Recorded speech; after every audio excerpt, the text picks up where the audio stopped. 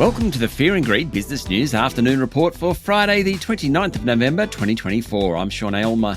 Every afternoon, we've got the 5 stories that happened today that you need to know about. Story number 1, the local share market closed down 8 points today to finish the week at 8,436 points, meaning for the 5 sessions, the market's up about 0.5%. Today, CSL, ANZ and Xero were among the worst performers of the large caps at least, while BHP, Fortescue Metals and WiseTech were among the best. It was a sombre end to a week in which the benchmark hit a new high a couple of times.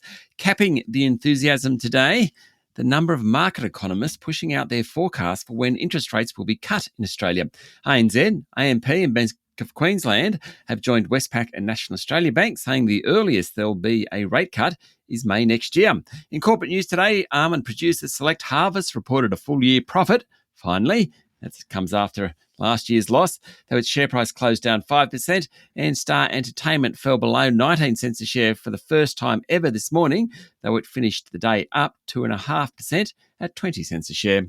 Story number 2, it was a big day for Federal Treasurer Jim Chalmers, who was pushing the need to reform the Reserve Bank.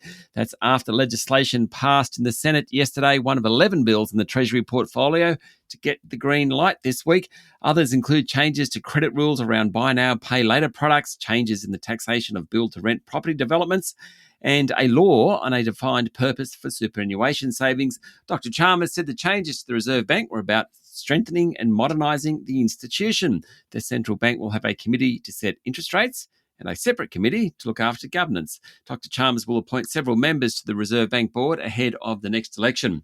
Story number 3, online property listings group REA has sued its main rival, Domain, accusing it of infringing on its copyright over property photos and floor plans displayed on its website. REA, owner of realestate.com.au, has alleged in the federal court that Domain breached copyright by scraping exclusive listings and placing them on Domain's Price Finder and Inside Business platforms, according to a story in the Australian Financial Review. But Domain, which is defending the claim, argues that REA's lawsuit is a bid to exert uncompetitive market influence as the biggest classifieds company nationally. REA is backed by News Corp, while Domain is 60% owned by Nine Entertainment. REA is alleging it owns the copyright for images and schematics for 181 listings obtained by Domain and used by its analytics service. REA claims it had exclusivity rights conferred by photographers for the relevant listings. Domain said it has since removed those 181 listings from its platforms after being provided evidence of REA's intellectual property. Story number 4, the big social media platforms have hit out today at the government's ban for under 16-year-olds, saying they're concerned with how the bans will be enforced. The House of Reps signed the proposal today, and that's the third reading, and the new laws will come into effect in late 2025 and will capture platforms such as Facebook, Instagram, Snapchat, Reddit and X. There'll be exemptions for health and education services, including Messenger Kids and Google Classroom. A spokesperson for Meta, which owns Facebook and Instagram, said the tech group is concerned about the process that saw the legislation rushed through Parliament. They said it was important that there's a productive consultation to ensure a technically feasible outcome that doesn't place an onerous burden on parents. Earlier in the day, Prime Minister Anthony Albanese said the social media companies would have greater responsibility to keep children safe online.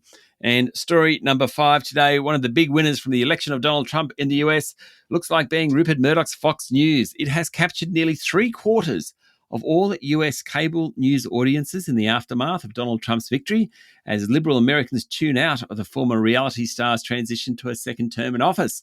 Fox's daily audiences have surged 40% since the November 5 vote, according to the Financial Times, while viewership of the more left-leaning MSNBC and CNN have dropped 38% and 27% respectively. That's all based on Nielsen figures. Fox News averaged 2 million viewers a day from November 6 to November 22, up from 1.4 million for the year through November 4. During primetime evening hours in the week since the election, 73% of the total cable news audience is now Fox, while 16% tuned into MSNBC and 11% to CNN. That's it for the afternoon report for Friday, 29th of November, 2024. Michael Thompson and I will be back tomorrow morning with the weekend edition of Fear and Greed Business News. I'm Sean Aylmer. Enjoy your evening.